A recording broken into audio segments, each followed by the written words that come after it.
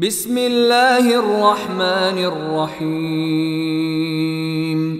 والمرسلات عرفا فالعاصفات عصفا والناشرات نشرا فالفارقات فرقا فالملقيات ذكرا عذرا أو نذرا إنما توعدون لواقع فإذا النجوم طمست وإذا السماء فرجت وإذا الجبال نسفت وإذا الرسل أقتت لأي يوم أجلت ليوم الفصل وما أدراك ما يوم الفصل ويل يومئذ للمكذبين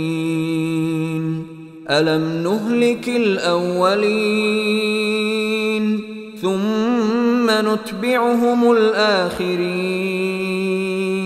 كذلك نفعل بالمجرمين ويل يومئذ للمكذبين ألم نخلقكم من ماء مهين فجعلناه في قرار مكين إلى قدر معلوم فقدرنا فنعم القادرون ويل يومئذ للمكذبين ألم نجعل الأرض كفاتا أحياء وأمواتا وجعلنا فيها رواسي شامخات وأسقيناكم ماء فراتا ويل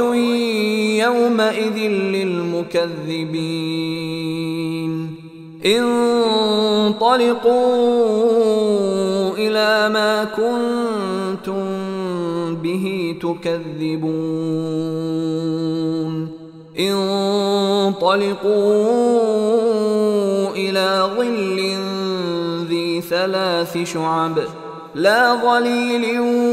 ولا يغني من اللهب إنها ترمي بشرر كالقصر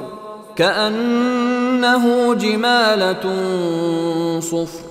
ويل يومئذ للمكذبين هذا يوم لا ينطقون ولا يؤذن لهم فيعتذرون ويل يومئذ للمكذبين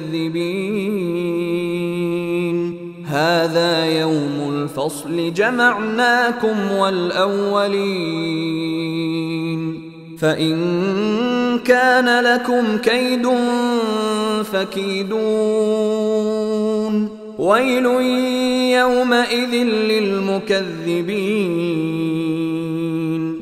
إن المتقين في ظلال وعيون